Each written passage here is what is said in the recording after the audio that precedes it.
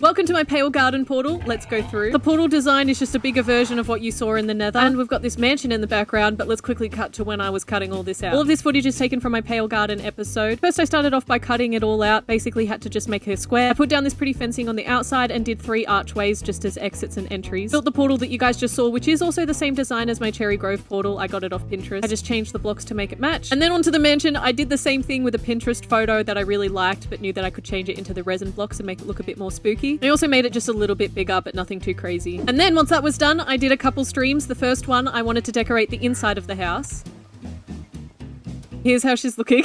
This looks a lot more chaotic than I remember. But at the front here, we've got 2 creaking with their own little seating area. Under here is just a crafting section and I added some leather armor. On the opposite side is a bed area. So this is just meant to be a cute bedroom. And then you can go up the fence to a living area. And then the other side is just meant to be storage for all the Pale Garden things. I don't actually keep anything there. But the most grand, the most important part of this whole entire base is what's behind those doors right there. This design on the wall is actually a fireplace design. So where the doors are is meant to be where there's fire, which I have already kind of done. And that's why I put the iron bars there. But on the other side, here, we have my resin farm. I'll put on the screen the tutorial that I used. I did not design this myself. The tutorial also included a whole entire house that you can build around it. So obviously I just did the farm part. But if you're curious how it works, let me run you through it really, really quickly. If I go to the back rooms over here, you can see this whole entire wall full of creaking hearts. So this means that all of the creaking can spawn there. I do have to spawn proof the entire room. So that's why we've got moss carpet down. We've got slabs. You press this music note and it puts water in and we'll shove them all the way down to one corner. That's just so you can hit them a bit easier. And every time you hit them,